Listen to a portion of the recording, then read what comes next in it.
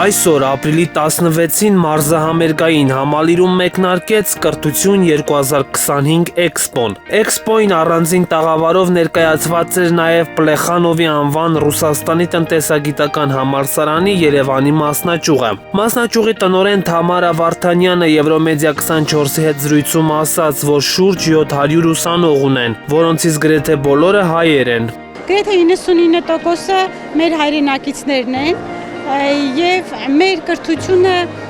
բակալավրիատում ունենք 3 ուղղություններ՝ գիտական ինֆորմատիկան, մենեջմենտը, տնտեսագիտությունը։ Ցանկանում եմ նշել մի կարևոր փաստ, որ Ռուսաստանի Դաշնությունը մեզ տալիս է անվճար տեղեր, բյուջետային տեղեր, եւ նրանք, ովքեր կարողանում են ընդունվել անվճար տեղեր, նրանք 4 տարի շարունակում են սովորել անվճար։ Մի քիչ համակարգը գործում է այլ կերպ։ Հայաստանի Հանրապետության բուհերը, մեր ազգային բուհերը ունեն ուրեմն ռոտացիոն համակարգ, այսինքն սեսիայից հետո հնարավոր է, որ ուսանողը դուրս մնա անվճար համակարգից։ Ռուսական Դաշնության համակարգը այդպես չէ։ Եթե ուսանողին, այսինքն դիմորդին, եթե հաջողվում է ընդունվել անվճար, ապա 4 տարի բակալավրիատում եւ նաեւ քոլեջում սովորում է անվճար տեղ, ընդ որում Ռուսաստանի Դաշնության կառավարությունից ստանում է նաեւ կրթաթոշակ ռուբլիով։ Թամարա Վարդանյանը նշեց, որ բուհում գործում է նաև քոլեջ, ուսուցումը կատարվում է 3 մասնագիտություններով՝ տնտեսագիտություն, կառավարում եւ կիրառական ինֆորմատիկա, եւ բոլոր 3 ուղղություններով էլ առկա են անվճար տեղեր։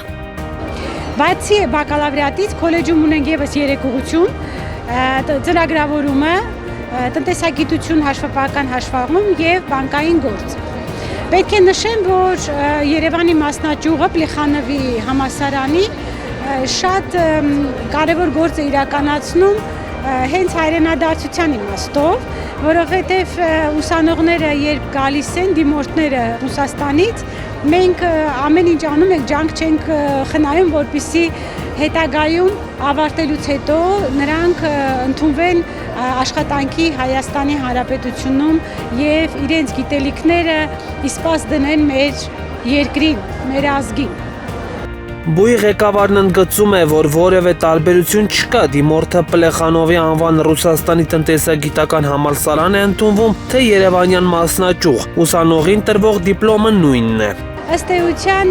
տեսեք ինչ է ստացվում, որ դիմորդը կամ ուսանողը արդեն 4 տարի ապրում է Երևանում, մնում է այստեղ, այսպես մեր բոլոր հմայքներից օգտվում է, որը տալիս է Հայաստանի Հանրապետությունը սկսած սննդից,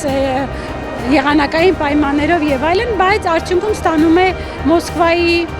Պլեխանովի անվան համալսարանի դիպլոմը։ Համալսարանում գործում է վիրտուալ իրականության լաբորատորիաներ, մինչ այս տարվա սեպտեմբերը նախատեսվում է բուհում բացել նաև ինժեներական լաբորատորիա, որը հագեցված կլինի սարքավորումներով եւ ուսանողներին լայն հնարավորություններ կտա խորացնելու ու զարգացնելու գիտելիքները։